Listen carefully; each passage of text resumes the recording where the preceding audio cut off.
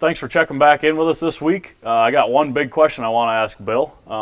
What is the biggest mistake buyers make in the land market, whether it's farm ground or recreational land?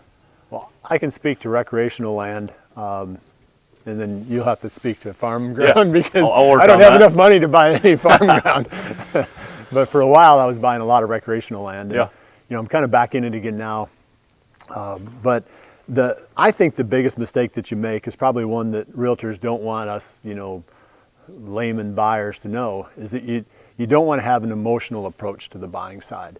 You want to go in and have all your due diligence done ahead of time. You want to know whether it's a good neighborhood. You want to know, all of the, I would say, the things that you could put the cart before the horse if you're not careful. You don't want to go in and get this emotional attachment to a piece of land that you're like, oh my gosh, I need to own this.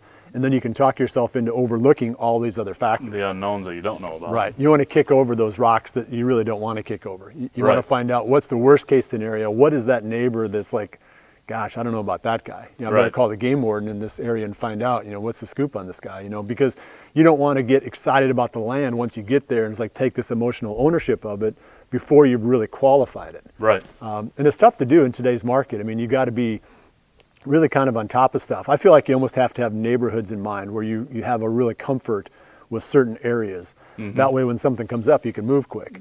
Yeah, you're already comfortable and you're aware of that property. Yeah, or at least that area. That area, yeah. Right. And you don't have to do nearly as much research before you go to look at the property. And again, I think it's a huge mistake if you go there without doing that research first, because you can fall in love with it and you can talk yourself into anything after that. So, right, absolutely. That's what I see. And like that's on the recreational side, and so that's what I see. And like I said, I'm more of a recreational land buyer.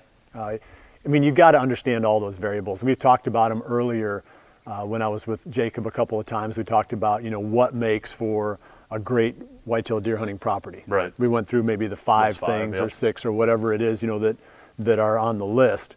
So we're not going to go back over that stuff. You need to understand those variables. You can't go into it without being savvy enough to say, okay, I've got these 5 things, these checks. Check. Yeah, this is, then go look at the property after you already know that it's in the neighborhood you want. Yeah. Then check it out. Yeah, I think that's the key to it. But so let's talk about tillable. I mean, you're going to have to answer that question on tillable because I just don't have the experience there. Right. I'd say the biggest, in my experience, I was born in '90, so I wasn't involved in the '80s with the farm crash and all that, but I've never heard anybody say I wish I didn't buy that farm, because it ends up appreciating, and then if they didn't want it, they just sell it and made a little money off of it, and either 1031'd it into a new property or just took the cash out. So there have been some cycles though. I think didn't 2008 bring a down cycle? It did. Yeah, but it didn't last real long. But but there was. Yeah, there wasn't like a big crash. The underlying factors with agricultural land, that there's a big capital sitting there, to support any bottom at some point, I feel. Right. And so I think in the overall, like if there is a crash, I don't think agriculture falls as hard as everything else. Well, you got to figure people are always going to eat, so the grocery stores are always going to be buying produce and whatever, meat. So where's that coming from? It's coming from the baseline is going to be the farmer. Absolutely. Yeah. Yep.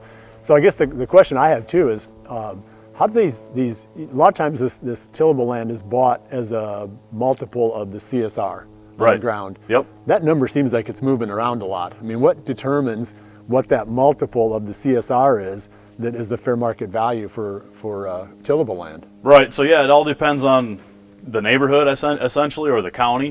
This local area here, it's fairly high. A lot of farms are selling in the 230 to 270 range per CSR 2 point, even up to 300.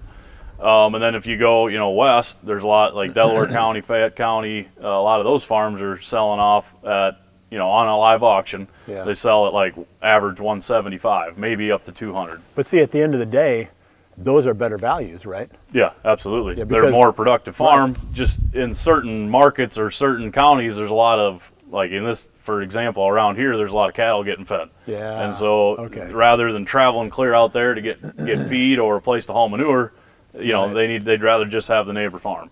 So that brings up another question for me, and I never really thought about it.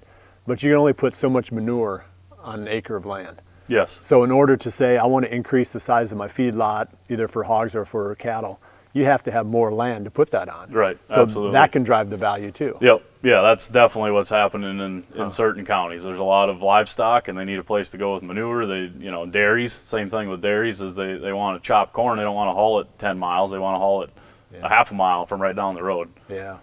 Yeah, that's interesting.